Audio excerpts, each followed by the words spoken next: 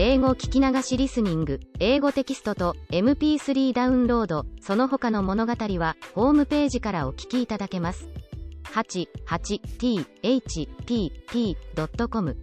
88thpp.com Chapter 5.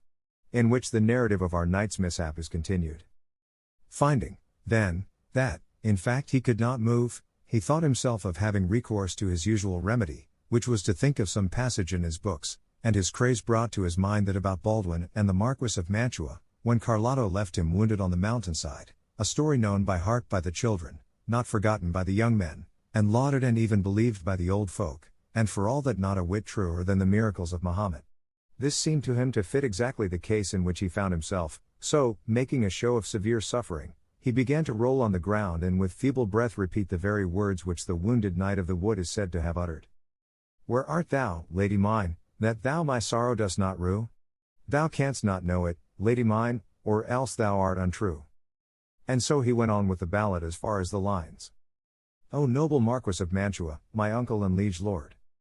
As chance would have it, when he had got to this line there happened to come by a peasant from his own village, a neighbor of his, who had been with a load of wheat to the mill, and he, seeing the man stretched there, came up to him and asked him who he was and what was the matter with him that he complained so dolefully.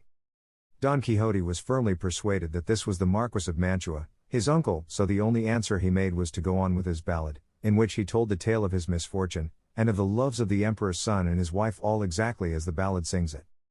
The peasant stood amazed at hearing such nonsense, and relieving him of the visor, already battered to pieces by blows, he wiped his face, which was covered with dust, and as soon as he had done so he recognized him and said, Señor Quixote, for so he appears to have been called when he was in his senses and had not yet changed from a quiet country gentleman into a knight errant, who has brought your worship to this pass? But to all questions the other only went on with his ballad. Seeing this, the good man removed as well as he could his breastplate and back piece to see if he had any wound, but he could perceive no blood nor any mark whatever. He then contrived to raise him from the ground, and with no little difficulty hoisted him upon his ass, which seemed to him to be the easiest mount for him, and collecting the arms, even to the splinters of the lance, he tied them on Rocinante, and leading him by the bridle and the ass by the halter he took the road for the village, very sad to hear what absurd stuff Don Quixote was talking. Nor was Don Quixote less so, for what with blows and bruises he could not sit upright on the ass, and from time to time he sent up sighs to heaven, so that once more he drove the peasant to ask what ailed him. And it could have been only the devil himself that put into his head tales to match his own adventures, for now, forgetting Baldwin, he bethought himself of the Moor Abindarraez, when the alcaide of Antequera, Rodrigo de Narvaez, took him prisoner and carried him away to his castle, so that when the peasant again asked him how he was and what ailed him, he gave him for reply the same words and phrases that the captive Abindarraez gave to Rodrigo de Narvaez, just as he had read the story in the Diana of Jorge de Montemayor where it is written, applying it to his own case so aptly that the peasant went along cursing his fate that he had to listen to such a lot of nonsense, from which, however, he came to the conclusion that his neighbor was mad, and so made all haste to reach the village to escape the wearisomeness of this harangue of Don Quixote's, who, at the end of it, said, Señor Don Rodrigo de Narvaez, your worship must know that this fair Zarifa I have mentioned is now the lovely Dulcinea del Toboso, for whom I have done, am doing, and will do the most famous deeds of chivalry that in this world have been seen, are to be seen, or ever shall be seen. To this the peasant answered, Señor, sinner that I am. Cannot your worship see that I am not Don Rodrigo de Narvaez nor the Marquis of Mantua, but Pedro Alonso your neighbor, and that your worship is neither Baldwin nor Abindarraez, but the worthy gentleman Señor Quixote? I know who I am, replied Don Quixote, and I know that I may be not only those I have named, but all the 12 peers of France and even all the 9 worthies, since my achievements surpass all that they have done altogether and each of them on his own account. With this talk and more of the same kind they reached the village just as night was beginning to fall, but the peasant waited until it was a little later that the belabored gentleman might not be seen riding in such a miserable trim. When it was what seemed to him the proper time he entered the village and went to Don Quixote's house, which he found all in confusion, and there were the curate and the village barber, who were great friends of Don Quixote, and his housekeeper was saying to them in a loud voice, What does your worship think can have befallen my master, Señor Licentiate Pero Perez? For so the curate was called. It is 3 days now since anything has been seen of him, or the hack, or the buckler, lance, or armor. Miserable me! I am certain of it, and it is as true as that I was born to die, that these accursed books of chivalry he has, and has got into the way of reading so constantly, have upset his reason. For now I remember having often heard him saying to himself that he would turn knight-errant and go all over the world in quest of adventures. To the devil and Barabbas with such books, that have brought to ruin in this way the finest understanding there was in all La Mancha. The niece said the same, and, more, you must know, Master Nicholas, for that was the name of the barber, it was often my uncle's way to stay 2 days and nights together poring over these unholy books of misventures, after which he would fling the book away and snatch up his sword and fall to slashing the walls, and when he was tired out he would say he had killed 4 giants like 4 towers, and the sweat that flowed from him when he was weary he said was the blood of the wounds he had received in battle, and then he would drink a great jug of cold water and become calm and quiet, saying that this water was a most precious potion which the sage Esquife, a great magician and friend of his, had brought him. But I take all the blame upon myself for never having told your worships of my uncle's vagaries, that you might put a stop to them before things had come to this pass, and burn all these accursed books, for he has a great number, that richly deserve to be burned like heretics.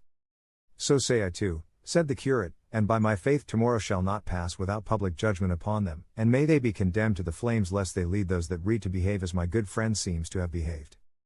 All this the peasant heard, and from it he understood at last what was the matter with his neighbor, so he began calling aloud, Open, your worships, to Señor Baldwin and to Señor the Marquis of Mantua, who comes badly wounded, and to Señor Abindarraez, the Moor, whom the valiant Rodrigo de Narvaez, the Alcaide of Antequera, brings captive.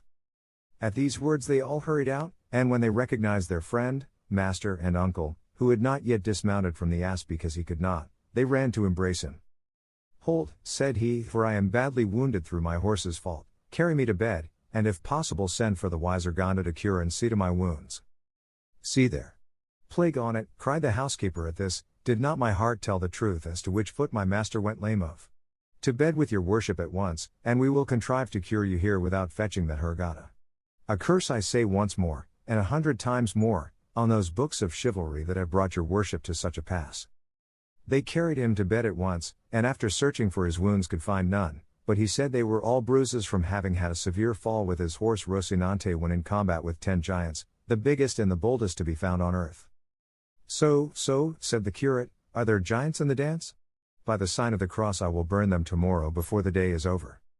They put a host of questions to Don Quixote, but his only answer to all was, give him something to eat, and leave him to sleep, for that was what he needed most. They did so, and the curate questioned the peasant at great length as to how he had found Don Quixote. He told him, and the nonsense he had talked when found and on the way home, all which made the licentiate the more eager to do what he did the next day, which was to summon his friend the barber, Master Nicholas, and go with him to Don Quixote's house. Chapter 6. Of the diverting and important scrutiny which the curate and the barber made in the library of our ingenious gentleman. He was still sleeping, so the curate asked the niece for the keys of the room where the books, the authors of all the mischief, were, and right willingly she gave them.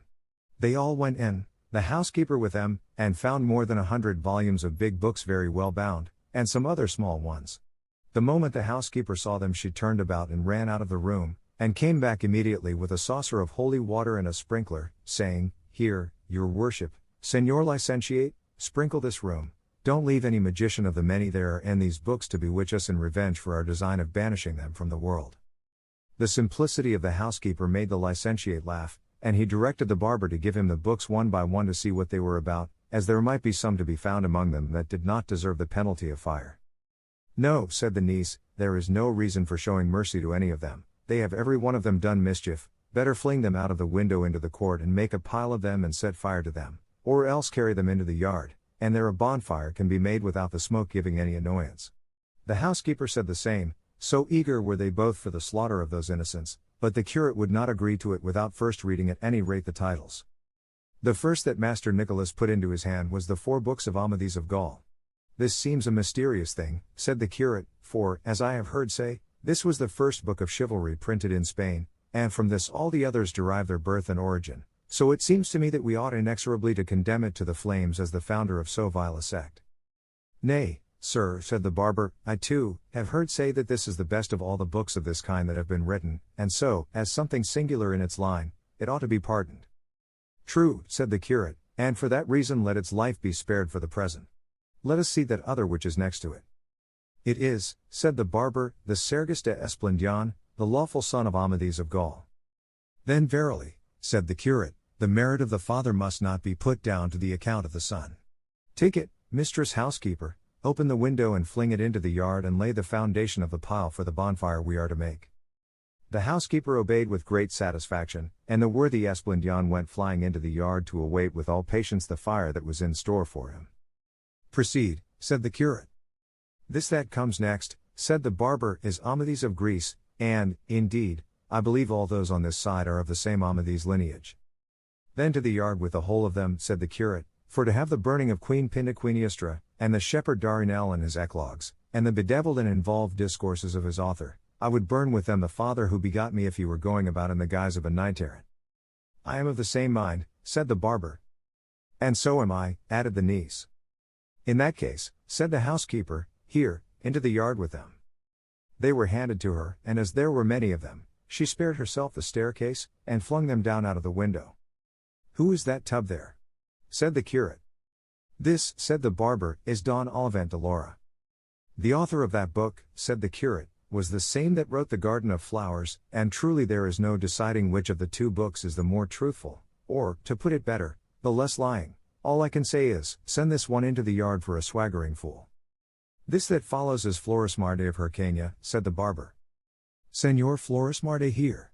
said the curate, then by my faith he must take up his quarters in the yard, in spite of his marvelous birth and visionary adventures, for the stiffness and dryness of his style deserve nothing else. Into the yard with him and the other, mistress housekeeper.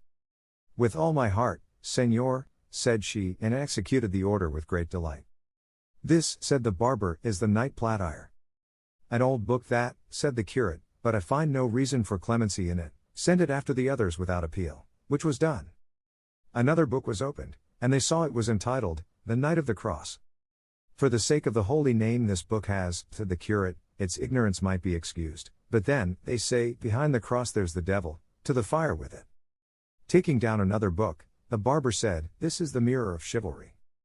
I know his worship, said the curate, that is where Senor Reinaldos of Montalvan figures with his friends and comrades, greater thieves than Cacus, and the 12 peers of France with the voracious historian Turpin. However, I am not for condemning them to more than perpetual banishment, because, at any rate, they have some share in the invention of the famous Matteo Boiardo, whence to the Christian poet Ludovico Ariosto wove his web, to whom, if I find him here, and speaking any language but his own, I shall show no respect whatever, but if he speaks his own tongue I will put him upon my head. Well, I have him in Italian, said the barber, but I do not understand him. Nor would it be well that you should understand him, said the curate, and on that score we might have excused the captain if he had not brought him into Spain and turned him into Castilian. He robbed him of a great deal of his natural force, and so do all those who try to turn books written in verse into another language, for, with all the pains they take and all the cleverness they show, they never can reach the level of the originals as they were first produced.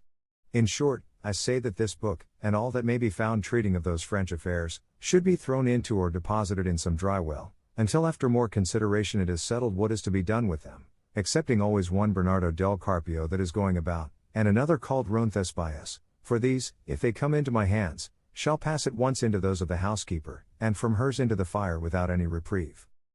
To all this the barber gave his assent, and looked upon it as right and proper, being persuaded that the curate was so staunch to the faith and loyal to the truth that he would not for the world say anything opposed to them. Opening another book he saw it was Palmerin de Oliva, and beside it was another called Palmerin of England, seeing which the licentiate said, let the olive be made firewood of at once and burned until no ashes even are left. And let that palm of England be kept and preserved as a thing that stands alone, and let such another case be made for it as that which Alexander found among the spoils of Darius and set aside for the safe keeping of the works of the poet Homer. This book, gossip, is of authority for two reasons, first because it is very good, and secondly because it is said to have been written by a wise and witty king of Portugal.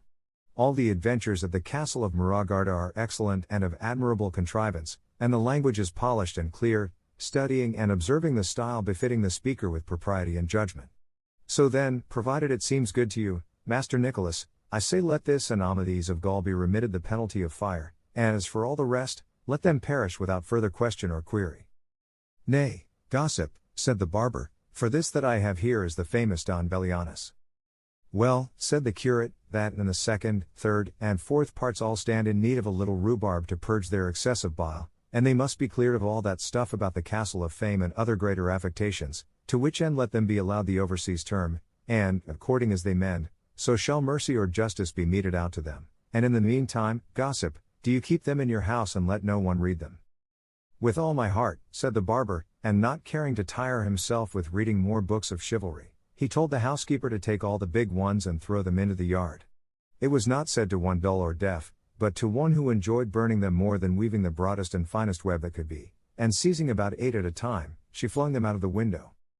In carrying so many together she let one fall at the feet of the barber, who took it up, curious to know whose it was, and found it said, History of the Famous Knight, Tirante el Blanco. God bless me, said the curate with a shout, Tirante el Blanco here. Hand it over, gossip, for in it I reckon I have found a treasury of enjoyment and a mine of recreation.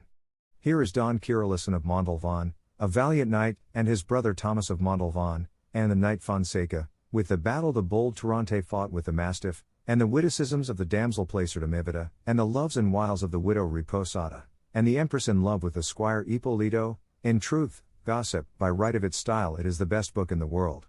Here knights eat and sleep, and die in their beds, and make their wills before dying, and a great deal more of which there is nothing in all the other books. Nevertheless, I say he who wrote it, for deliberately composing such fooleries, deserves to be sent to the galleys for life. Take it home with you and read it, and you will see that what I have said is true. As you will, said the barber, but what are we to do with these little books that are left? These must be, not chivalry, but poetry, said the curate, and opening one he saw it was the Diana of Jorge de Montemayor, and, supposing all the others to be of the same sort, these, he said, do not deserve to be burned like the others, for they neither do nor can do the mischief the books of chivalry have done, being books of entertainment that can hurt no one. Ah, senor, said the niece, your worship had better order these to be burned as well as the others, for it would be no wonder if, after being cured of his chivalry disorder, my uncle, by reading these, took a fancy to turn shepherd and range the woods and fields singing and piping, or, what would be still worse, to turn poet, which they say is an incurable and infectious malady. The damsel is right, said the curate, and it will be well to put this stumbling block and temptation out of our friend's way. To begin, then, with the Diana of Montemayor. I am of opinion it should not be burned, but that it should be cleared of all that about the sage Felicia and the magic water, and of almost all the longer pieces of verse. Let it keep, and welcome, its prose and the honor of being the first of books of the kind. This that comes next, said the barber, is the Diana, entitled the second part, by the Salamancan, and this other has the same title, and its author is Gil Polo. As for that of the Salamancan, replied the curate, let it go to swell the number of the condemned in the yard, and let Gil Polo's be preserved as if it came from Apollo himself, but get on, gossip, and make haste, for it is growing late. This book, said the barber, opening another, is the 10 books of the Fortune of Love, written by Antonio de Lafraso, a Sardinian poet. By the orders I have received, said the curate, since Apollo has been Apollo, and the muses have been muses, and poets have been poets, so droll and absurd a book as this has never been written, and in its way it is the best and the most singular of all of this species that have as yet appeared, and he who has not read it may be sure he has never read what is delightful. Give it here, gossip, for I make more account of having found it than if they had given me a cassock of Florence stuff. He put it aside with extreme satisfaction, and the barber went on, these that come next are the Shepherd of Iberia, Nymphs of Inaris, and the Enlightenment of Jealousy.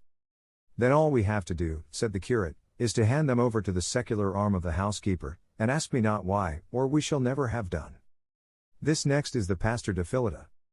No pastor that, said the curate, but a highly polished courtier, let it be preserved as a precious jewel. This large one here, said the barber, is called the Treasury of Various Poems. If there were not so many of them, said the curate, they would be more relished. This book must be weeded and cleansed of certain vulgarities which it has with its excellences. Let it be preserved because the author is a friend of mine, and out of respect for other more heroic and loftier works that he has written. This, continued the barber, is the Cancionero of Lopez de Maldonado.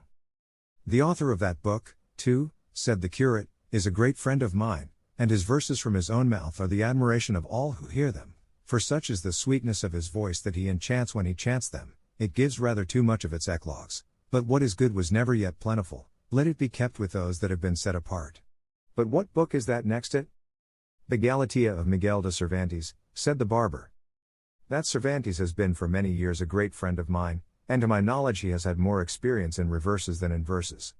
His book has some good invention in it, it presents us with something but brings nothing to a conclusion. We must wait for the second part it promises, perhaps with amendment it may succeed in winning the full measure of grace that is now denied it, and in the meantime do you, Señor Gossip, keep it shut up in your own quarters.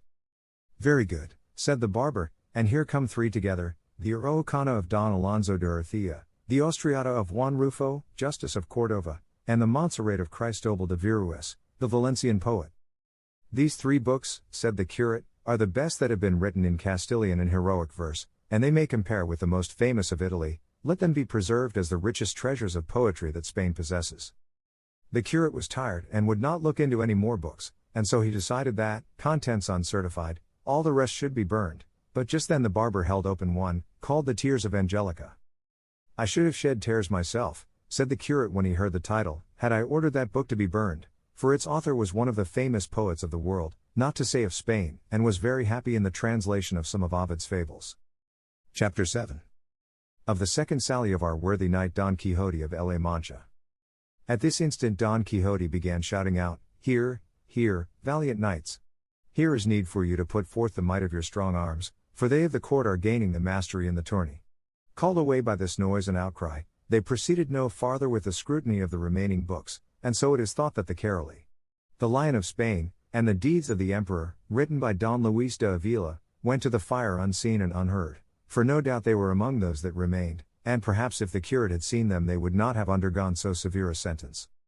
When they reached Don Quixote he was already out of bed, and was still shouting and raving, and slashing and cutting all round, as wide awake as if he had never slept.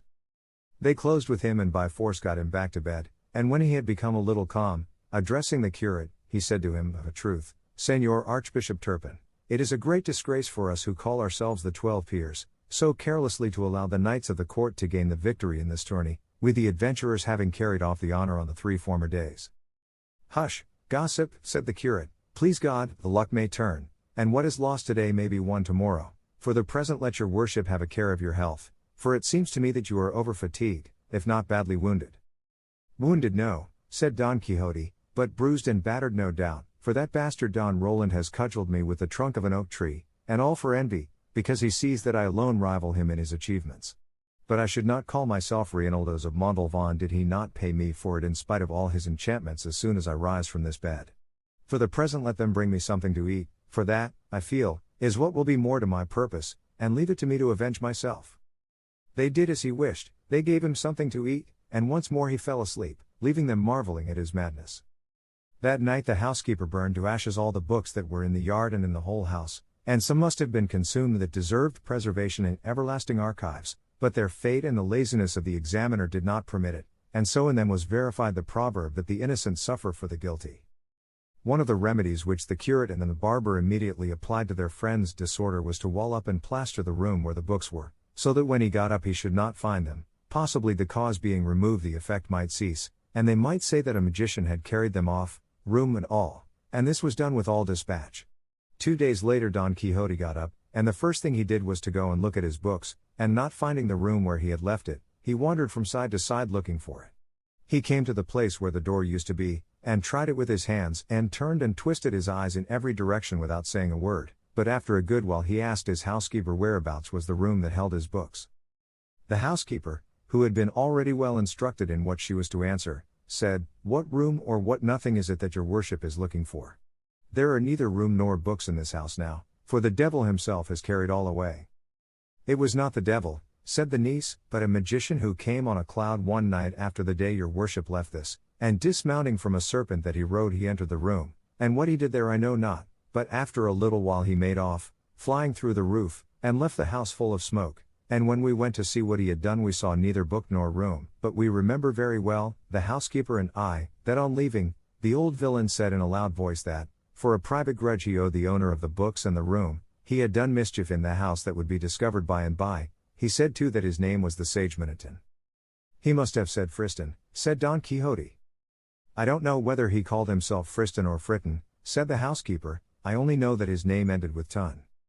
So it does, said Don Quixote, and he is a sage magician, a great enemy of mine, who has a spite against me because he knows by his arts and lore that in process of time I am to engage in single combat with a knight whom he befriends and that I am to conquer, and he will be unable to prevent it, and for this reason he endeavors to do me all the ill turns that he can, but I promise him it will be hard for him to oppose or avoid what is decreed by heaven." "Who doubts that?" said the niece. "But, uncle, who mixes you up in these quarrels? Would it not be better to remain at peace in your own house instead of roaming the world looking for better bread than ever came of wheat, never reflecting that many go for wool and come back shorn?" "Oh, niece of mine," replied Don Quixote, "how much astray art thou in thy reckoning! Ere they shear me I shall have plucked away and stripped off the beards of all who dare to touch only the tip of a hair of mine." The two were unwilling to make any further answer as they saw that his anger was kindling. In short, then, he remained at home 15 days very quietly without showing any signs of a desire to take up with his former delusions, and during this time he held lively discussions with his two gossips, the curate and the barber, on the point he maintained, that knights errant were what the world stood most in need of, and that in him was to be accomplished the revival of knight errantry. The curate sometimes contradicted him, sometimes agreed with him, for if he had not observed this precaution he would have been unable to bring him to reason. Meanwhile Don Quixote worked upon a farm laborer, a neighbor of his, an honest man, if indeed that title can be given to him who is poor, but with very little wit in his pate. In a word, he so talked him over, and with such persuasions and promises, that the poor clown made up his mind to sally forth with him and serve him as esquire. Don Quixote, among other things, told him he ought to be ready to go with him gladly, because any moment an adventure might occur that might win an island in the twinkling of an eye and leave him governor of it. On these and the like promises Sancho Panza, for so the laborer was called, left wife and children, and engaged himself as esquire to his neighbor. Don Quixote next set about getting some money, and selling one thing and pawning another, and making a bad bargain in every case, he got together a fair sum. He provided himself with a buckler, which he begged as a loan from a friend, and, restoring his battered helmet as best he could, he warned his squire Sancho of the day and hour he meant to set out, that he might provide himself with what he thought most needful. Above all, he charged him to take alforges with him. The other said he would, and that he meant to take also a very good ass he had, as he was not much given to going on foot. About the ass, Don Quixote hesitated a little, trying whether he could call to mind any knight errant taking with him an esquire mounted on ass back, but no instance occurred to his memory. For all that, however, he determined to take him, intending to furnish him with a more honorable mount when a chance of it presented itself, by appropriating the horse of the first discourteous knight he encountered. Himself he provided with shirts and such other things as he could, according to the advice the host had given him, all which being done, without taking leave, Sancho Panza of his wife and children, or Don Quixote of his housekeeper and niece, they sallied forth unseen by anybody from the village one night, and made such good way in the course of it that by daylight they held themselves safe from discovery, even should search be made for them. Sancho rode on his ass like a patriarch, with his alforges and bota, and longing to see himself soon governor of the island his master had promised him. Don Quixote decided upon taking the same route and road he had taken on his first journey, that over the Campo de Montiel, which he travelled with less discomfort than on the last occasion, for, as it was early morning and the rays of the sun fell on them obliquely, the heat did not distress them. "And now," said Sancho Panza to his master, "your worship will take care, Señor Knight Errant, not to forget about the island you have promised me, for be it ever so big I'll be equal to governing it." To which Don Quixote replied, "Thou must know, friend Sancho Panza, that it was a practice very much in vogue with the knights errant of old to make their squires governors of the islands or kingdoms they won, and I am determined that there shall be no failure on my part in so liberal a custom. On the contrary, I mean to improve upon it, for they sometimes, and perhaps most frequently, waited until their squires were old, and then when they had had enough of service and hard days and worse nights, they gave them some title or other, of count, or at the most marquis, of some valley or province more or less, but if thou livest and I live, it may well be that before 6 days are over, I may have won some kingdom that has others dependent upon it, which will be just the thing to enable thee to be crowned king of one of them. Nor needst thou count this wonderful, for things and chances fall to the lot of such knights in ways so unexampled and unexpected that I might easily give thee even more than I promise thee." "In that case," said Sancho Panza, "if I should become a king by one of those miracles your worship speaks of, even Juana Gutierrez, my old woman, would come to be queen and my children infantas." "Well, who doubts it?" said Don Quixote. "I doubt it," replied Sancho Panza, "because for my part I am persuaded that though God should shower down kingdoms upon earth, not one of them would fit the head of Mari Gutierrez. Let me tell you, Señor, she is not worth 2 maravedis for a queen, Countess will fit her better, and that only with God's help." "Leave it to God, Sancho," returned Don Quixote, "for he will give her what suits her best, but do not undervalue thyself so much as to come to be content with anything less than being governor of a province. I will not, Señor, answered Sancho, specially as I have a man of such quality for a master in your worship, who will know how to give me all that will be suitable for me and that I can bear. Chapter 8. Of the good fortune which the valiant Don Quixote had in the terrible and undreamt of adventure of the windmills, with other occurrences worthy to be fitly recorded. At this point they came in sight of 30-40 windmills that there are on plain, and as soon as Don Quixote saw them he said to his squire, Fortune is arranging matters for us better than we could have shaped our desires ourselves, for look there, friend Sancho Panza, where 30 or more monstrous giants present themselves, all of whom I mean to engage in battle and slay, and with whose spoils we shall begin to make our fortunes, for this is righteous warfare, and it is God's good service to sweep so evil a breed from off the face of the earth. What giants? Said Sancho Panza. Those thou seest there, answered his master, with the long arms, and some have them nearly 2 leagues long.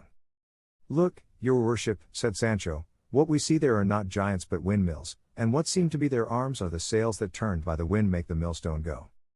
It is easy to see, replied Don Quixote, that thou art not used to this business of adventures, those are giants, and if thou art afraid, away with thee out of this and betake thyself to prayer while I engage them in fierce and unequal combat. So saying, he gave the spur to his steed Rocinante, heedless of the cries his squire Sancho sent after him, warning him that most certainly they were windmills and not giants he was going to attack. He, however, was so positive they were giants that he neither heard the cries of Sancho, nor perceived, near as he was, what they were, but made at them shouting, Fly not, cowards and vile beings, for a single knight attacks you. A slight breeze at this moment sprang up, and the great sails began to move, seeing which Don Quixote exclaimed, Though ye flourish more arms than the giant Briareus, ye have to reckon with me. So saying, and commending himself with all his heart to his lady Dulcinea, imploring her to support him in such a peril, with lance in rest and covered by his buckler, he charged at Rocinante's fullest gallop and fell upon the first mill that stood in front of him, but as he drove his lance point into the sail the wind whirled it round with such force that it shivered the lance to pieces, sweeping with it horse and rider, who went rolling over on the plain, in a sorry condition. Sancho hastened to his assistance as fast as his ass could go, and when he came up found him unable to move, with such a shock had Rocinante fallen with him. God bless me, said Sancho, did I not tell your worship to mind what you were about, for they were only windmills? And no one could have made any mistake about it but one who had something of the same kind in his head. Hush, friend Sancho, replied Don Quixote, the fortunes of war more than any other are liable to frequent fluctuations, and moreover I think, and it is the truth, that same sage Friston who carried off my study and books, has turned these giants into mills in order to rob me of the glory of vanquishing them, such is the enmity he bears me, but in the end his wicked arts will avail but little against my good sword. God order it as he may, said Sancho Panza, and helping him to rise got him up again on Rocinante, whose shoulder was half out, and then, discussing the late adventure, they followed the road to Puerto Lapis, for there, said Don Quixote, they could not fail to find adventures in abundance and variety, as it was a great thoroughfare. For all that, he was much grieved at the loss of his lance, and saying so to his squire, he added, I remember having read how a Spanish knight, Diego Perez de Vargas by name, having broken his sword in battle, tore from an oak a ponderous bough or branch, and with it did such things that day, and pounded so many Moors, that he got the surname of Machuca, and he and his descendants from that day forth were called Vargas y Machuca. I mention this because from the first oak I see I mean to rend such another branch, large and stout like that, with which I am determined and resolved to do such deeds that thou may esteem thyself very fortunate in being found worthy to come and see them, and be an eyewitness of things that will with difficulty be believed. Be that as God will, said Sancho, I believe it all as your worship says it, but straighten yourself a little, for you seem all on one side, may be from the shaking of the fall. That is the truth, said Don Quixote, and if I make no complaint of the pain it is because knights errant are not permitted to complain of any wound, even though their bowels be coming out through it. If so, said Sancho, I have nothing to say, but God knows I would rather your worship complain when anything ailed you. For my part, I confess I must complain however small the ache may be, unless this rule about not complaining extends to the squires of knights errant also. Don Quixote could not help laughing at his squire's simplicity, and he assured him he might complain whenever and however he chose, just as he liked, for, so far, he had never read of anything to the contrary in the order of knighthood. Sancho bade him remember it was dinner time, to which his master answered that he wanted nothing himself just then, but that he might eat when he had a mind. With this permission Sancho settled himself as comfortably as he could on his beast, and taking out of the alforges what he had stowed away in them, he jogged along behind his master, munching deliberately, and from time to time taking a pull at the bota with a relish that the thirstiest tapster in Malaga might have envied. And while he went on in this way, gulping down draught after draught, he never gave a thought to any of the promises his master had made him, nor did he rate it as hardship but rather as recreation, going in quest of adventures, however dangerous they might be. Finally they passed the night among some trees, from one of which Don Quixote plucked a dry branch to serve him after a fashion as a lance, and fixed on it the head he had removed from the broken one. All that night Don Quixote lay awake thinking of his lady Dulcinea, in order to conform to what he had read in his books, how many a night in the forests and deserts knights used to lie sleepless supported by the memory of their mistresses.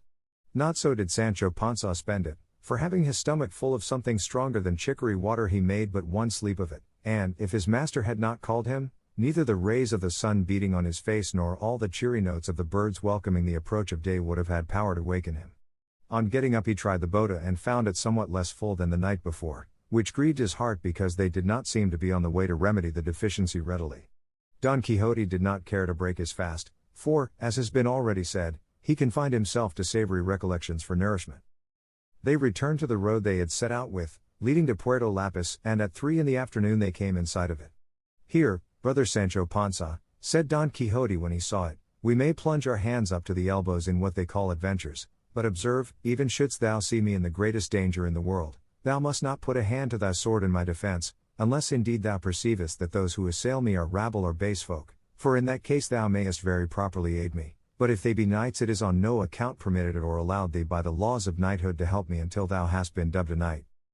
"Most certainly, señor," replied Sancho, "your worship shall be fully obeyed in this matter, all the more as of myself I am peaceful and no friend to mixing in strife and quarrels. It is true that as regards the defense of my own person I shall not give much heed to those laws, for laws human and divine allow each one to defend himself against any assailant whatever."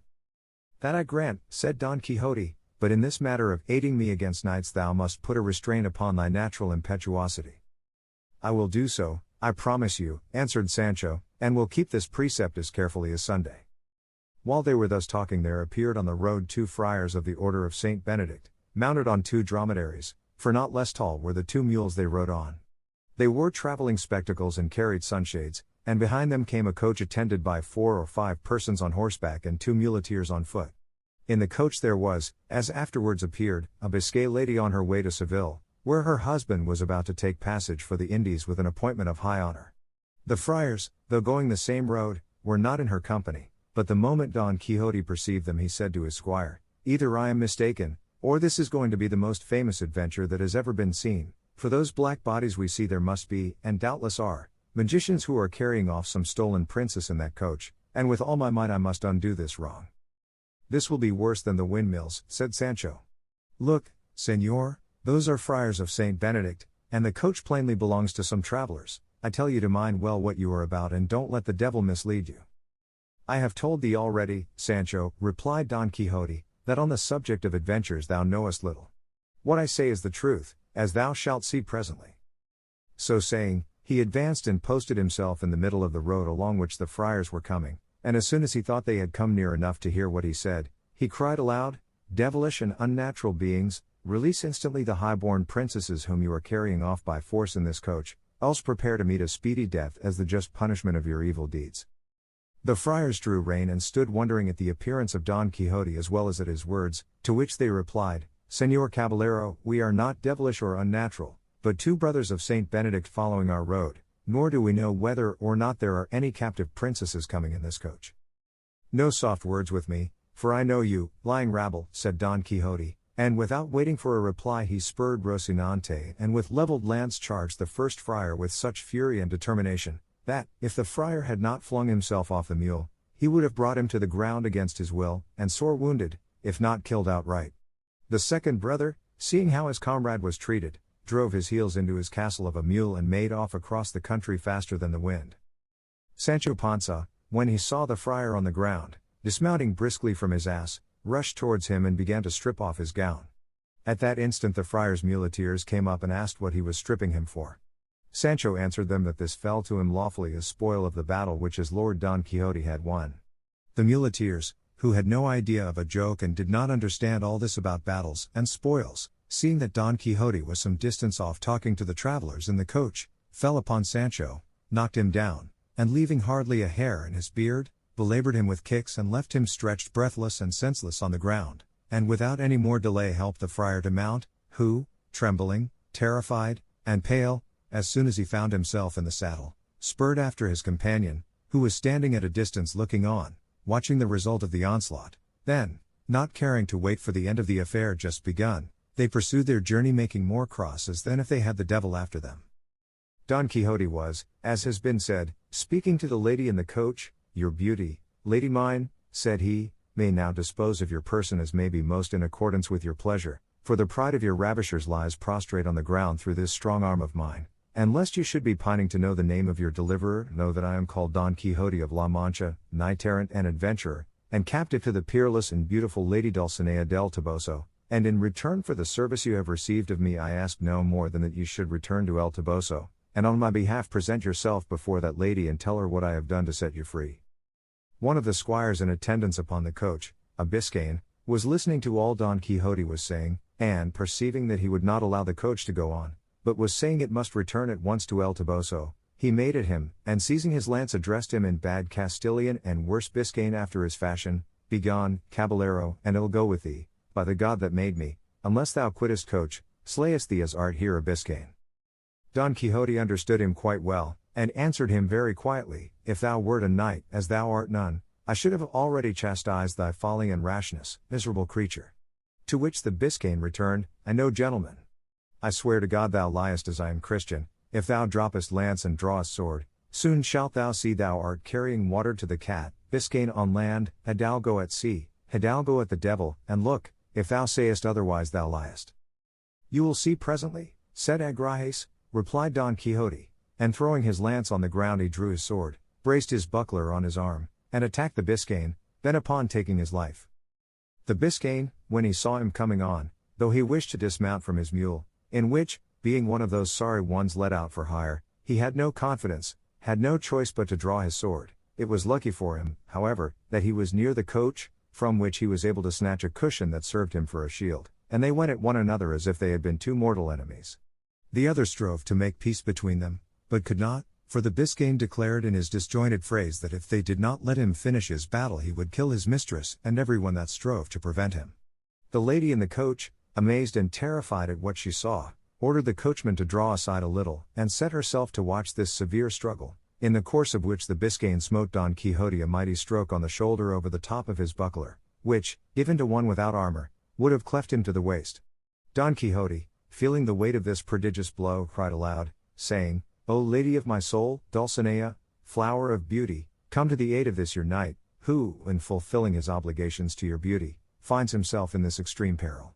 To say this, to lift his sword, to shelter himself well behind his buckler, and to assail the Biscayan was the work of an instant, determined as he was to venture all upon a single blow.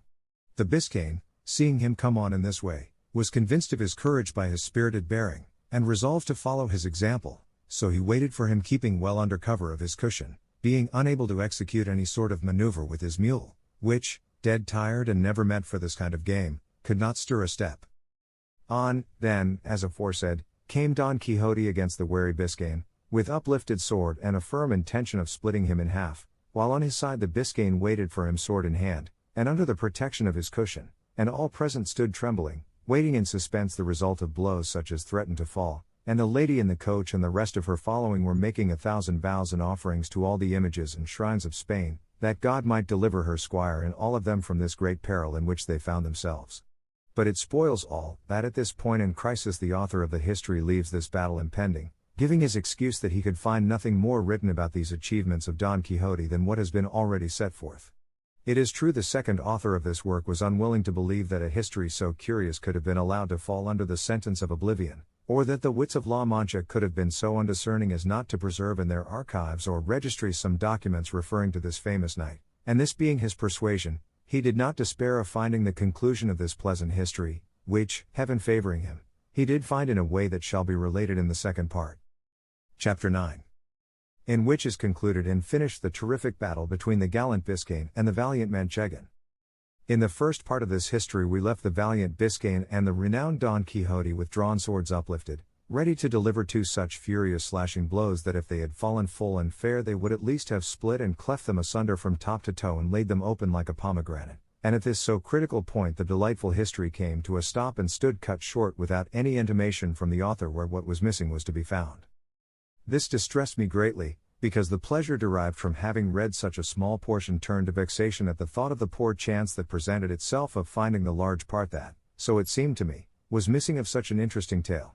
It appeared to me to be a thing impossible and contrary to all precedent that so good a knight should have been without some sage to undertake the task of writing his marvelous achievements, a thing that was never wanting to any of those knights errant who, they say, went after adventures, for every one of them had one or two sages as if made on purpose, who not only recorded their deeds but described their most trifling thoughts and follies, however secret they might be, and such a good knight could not have been so unfortunate as not to have what Platire and others like him had in abundance. And so I could not bring myself to believe that such a gallant tale had been left maimed and mutilated, and I laid the blame on time, the devourer and destroyer of all things, that had either concealed or consumed it. On the other hand, it struck me that, inasmuch as among his books there had been found such modern ones as the Enlightenment of Jealousy and the Nymphs and Shepherds of Inaris, his story must likewise be modern, and that though it might not be written, it might exist in the memory of the people of his village and of those in the neighborhood. This reflection kept me perplexed and longing to know really and truly the whole life and wondrous deeds of our famous Spaniard, Don Quixote of La Mancha, light and mirror of Manchegan chivalry, and the first that in our age and in these so evil days devoted himself to the labor and exercise of the arms of knight-errantry, righting wrongs, succoring widows, and protecting damsels of that sort that used to ride about, whip in hand, on their palfreys, with all their virginity about them, from mountain to mountain and valley to valley, for, if it were not for some ruffian, or boor with a hood and hatchet, or monstrous giant, that forced them, there were in days of yore damsels that at the end of 80 years, in all which time they had never slept a day under a roof, went to their graves as much maids as the mothers that bore them. I say, then, that in these and other respects our gallant Don Quixote is worthy of everlasting and notable praise, nor should it be withheld even from me for the labor and pains spent in searching for the conclusion of this delightful history, though I know well that if heaven, chance and good fortune had not helped me, the world would have remained deprived of an entertainment and pleasure that for a couple of hours or so may well occupy him who shall read it attentively. The discovery of it occurred in this way. One day, as I was in the Alcana of Toledo, a boy came up to sell some pamphlets and old papers to a silk mercer, and, as I am fond of reading even the very scraps of paper in the streets, led by this natural bent of mine I took up one of the pamphlets the boy had for sale, and saw that it was in characters which I recognized as Arabic, and as I was unable to read them though I could recognize them, I looked about to see if there were any Spanish-speaking Morisco at hand to read them for me, nor was there any great difficulty in finding such an interpreter, for even had I sought one for an older and better language I should have found him. In short, chance provided me with one, who when I told him what I wanted and put the book into his hands, opened it in the middle and after reading a little in it began to laugh. I asked him what he was laughing at, and he replied that it was at something the book had written in the margin by way of a note. I bade him tell it to me, and he still laughing said, in the margin, as I told you, this is written, this Dulcinea del Toboso so often mentioned in this history, had, they say, the best hand of any woman in all La Mancha for salting pigs. When I heard Dulcinea del Toboso named, I was struck with surprise and amazement, for it occurred to me at once that these pamphlets contained the history of Don Quixote. With this idea I pressed him to read the beginning, and in doing so, turning the Arabic offhand into Castilian, he told me it meant, History of Don Quixote of La Mancha, written by Cid Hamete Benengeli, an Arab historian. It required great caution to hide the joy I felt when the title of the book reached my ears, and snatching it from the silk mercer, I bought all the papers and pamphlets from the boy for half a real, and if he had had his wits about him and had known how eager I was for them, he might have safely calculated on making more than 6 reals by the bargain.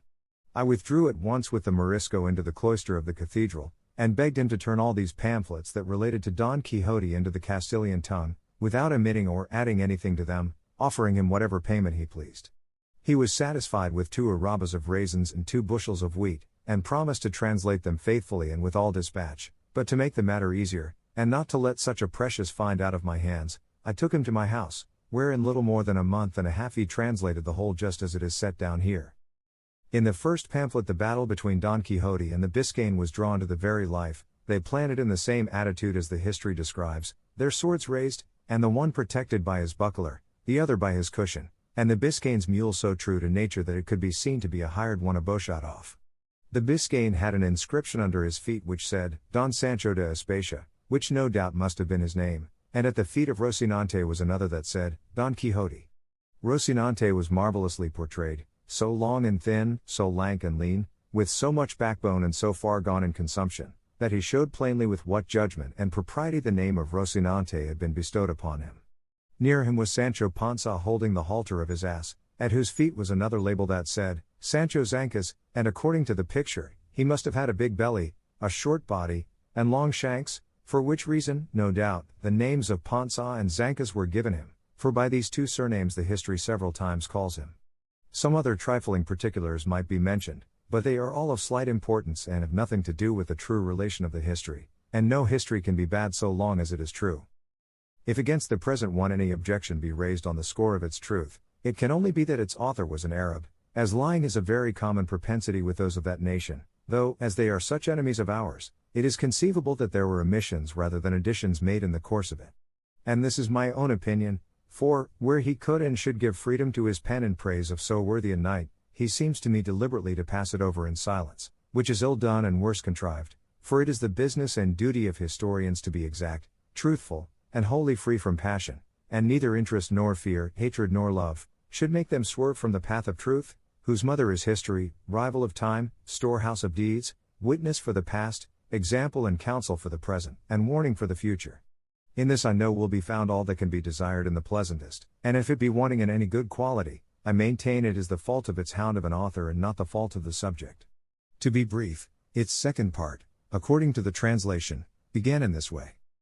With trenchant swords upraised and poised on high, it seemed as though the two valiant and wrathful combatants stood threatening heaven, and earth, and hell, with such resolution and determination did they bear themselves. The fiery Biscayne was the first to strike a blow, which was delivered with such force and fury that had not the sword turned in its course, that single stroke would have sufficed to put an end to the bitter struggle and to all the adventures of our knight, but that good fortune which reserved him for greater things, turned aside the sword of his adversary, so that although it smote him upon the left shoulder, it did him no more harm than to strip all that side of its armor, carrying away a great part of his helmet with half of his ear, all which with fearful ruin fell to the ground, leaving him in a sorry plight. Good God! Who is there that could properly describe the rage that filled the heart of our man Chegan when he saw himself dealt with in this fashion? All that can be said is, it was such that he again raised himself in his stirrups, and, grasping his sword more firmly with both hands, he came down on the Biscayne with such fury, smiting him full over the cushion and over the head, that, even so good a shield proving useless, as if a mountain had fallen on him, he began to bleed from nose, mouth, and ears, reeling as if about to fall backwards from his mule, as no doubt he would have done had he not flung his arms about its neck. At the same time, however, he slipped his feet out of the stirrups and then unclasped his arms, and the mule, taking fright at the terrible blow, made off across the plain, and with a few plunges flung its master to the ground. Don Quixote stood looking on very calmly, and, when he saw him fall, leapt from his horse and with great briskness ran to him, and, presenting the point of his sword to his eyes, bade him surrender, or he would cut his head off. The Biscayne was so bewildered that he was unable to answer a word, and it would have gone hard with him, so blind was Don Quixote, had not the ladies in the coach, who had hitherto been watching the combat in great terror, hastened to where he stood and implored him with earnest entreaties to grant them the great grace and favor of sparing their squire's life, to which Don Quixote replied with much gravity and dignity, In truth, fair ladies, I am well content to do what ye ask of me, but it must be on one condition and understanding, which is that this knight promise me to go to the village of El Toboso, and on my behalf present himself before the peerless lady Dulcinea, that she deal with him as shall be most pleasing to her. The terrified and disconsolate ladies, without discussing Don Quixote's demand or asking who Dulcinea might be, promised that their squire should do all that had been commanded. Then, on the faith of that promise, said Don Quixote, I shall do him no further harm, though he well deserves it of me. Chapter 10. Of the pleasant discourse that passed between Don Quixote and his squire Sancho Panza. Now by this time Sancho had risen, rather the worse for the handling of the friar's muleteers, and stood watching the battle of his master, Don Quixote, and praying to God in his heart that it might be his will to grant him the victory, and that he might thereby win some island to make him governor of, as he had promised. Seeing, therefore, that the struggle was now over, and that his master was returning to mount Rocinante, he approached to hold the stirrup for him, and, before he could mount, he went on his knees before him, and taking his hand, kissed it saying, May it please your worship, Señor Don Quixote, to give me the government of that island which has been won in this hard fight, for be it ever so big I feel myself in sufficient force to be able to govern it as much and as well as anyone in the world who has ever governed islands. To which Don Quixote replied, Thou must take notice, brother Sancho, that this adventure and those like it are not adventures of islands, but of crossroads, in which nothing is got except a broken head or an ear the less. Have patience, for adventures will present themselves from which I may make you, not only a governor, but something more. Sancho gave him many thanks, and again kissing his hand and the skirt of his hauberk, helped him to mount Rocinante, and mounting his ass himself, proceeded to follow his master, who at a brisk pace, without taking leave, or saying anything further to the ladies belonging to the coach, turned into a wood that was hard by. Sancho followed him at his ass's best trot, but Rocinante stepped out so that, seeing himself left behind, he was forced to call to his master to wait for him. Don Quixote did so, reining in Rocinante until his weary squire came up, who on reaching him said, It seems to me, Señor, it would be prudent in us to go and take refuge in some church, for, seeing how Malty with whom you fought has been left, it will be no wonder if they give information of the affair to the Holy Brotherhood and arrest us, and, faith, if they do, before we come out of jail we shall have to sweat for it. Peace, said Don Quixote, where hast thou ever seen or heard that a knight-errant has been arraigned before a court of justice, however many homicides he may have committed?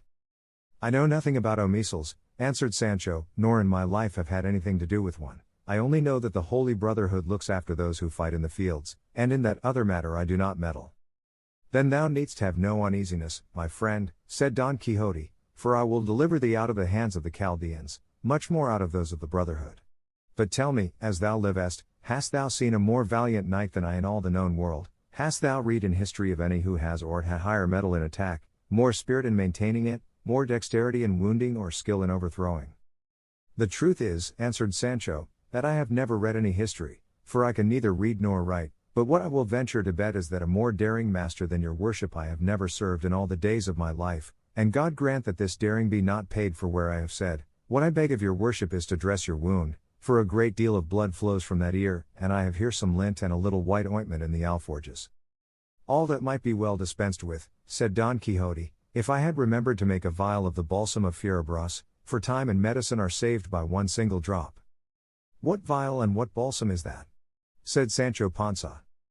It is a balsam, answered Don Quixote, the receipt of which I have in my memory, with which one need have no fear of death, or dread dying of any wound, and so when I make it and give it to thee thou hast nothing to do when in some battle thou seest they have cut me in half through the middle of the body, as is wont to happen frequently, but neatly and with great nicety, ere the blood congeal, to place that portion of the body which shall have fallen to the ground upon the other half which remains in the saddle, taking care to fit it on evenly and exactly. Then thou shalt give me to drink but 2 drops of the balsam I have mentioned, and thou shalt see me become sounder than an apple. If that be so, said Panza, I renounce henceforth the government of the promised island, and desire nothing more in payment of my many and faithful services than that your worship give me the receipt of this supreme liquor, for I am persuaded it will be worth more than 2 reals an ounce anywhere, and I want no more to pass the rest of my life in ease and honor, but it remains to be told if it costs much to make it. With less than 3 reals, 6 quarts of it may be made, said Don Quixote. Sinner that I am, said Sancho, then why does your worship put off making it and teaching it to me? Peace, friend, answered Don Quixote, greater secrets I mean to teach thee and greater favors to bestow upon thee, and for the present let us see to the dressing, for my ear pains me more than I could wish. Sancho took out some lint and ointment from the alforges, but when Don Quixote came to see his helmet shattered, he was like to lose his senses, and clapping his hand upon his sword and raising his eyes to heaven, he said, I swear by the Creator of all things and the 4 Gospels in their fullest extent, to do as the great Marquis of Mantua did when he swore to avenge the death of his nephew Baldwin, and that was not to eat bread from a tablecloth, nor embrace his wife, and other points which, though I cannot now call them to mind, I here grant as expressed, until I take complete vengeance upon him who has committed such an offense against me. Hearing this, Sancho said to him, Your worship should bear in mind, Señor Don Quixote, that if the knight has done what was commanded him in going to present himself before my lady Dulcinea del Toboso, he will have done all that he was bound to do, and does not deserve further punishment unless he commit some new offense. Thou hast said well and hit the point, answered Don Quixote, and so I recall the oath in so far as relates to taking fresh vengeance on him, but I make and confirm it anew to lead the life I have said until such time as I take by force from some knight another helmet such as this and as good. And think not, Sancho, that I am raising smoke with straw in doing so, for I have one to imitate in the matter, since the very same thing to a hair happened in the case of Mambrino's helmet, which cost Sacripante so dear.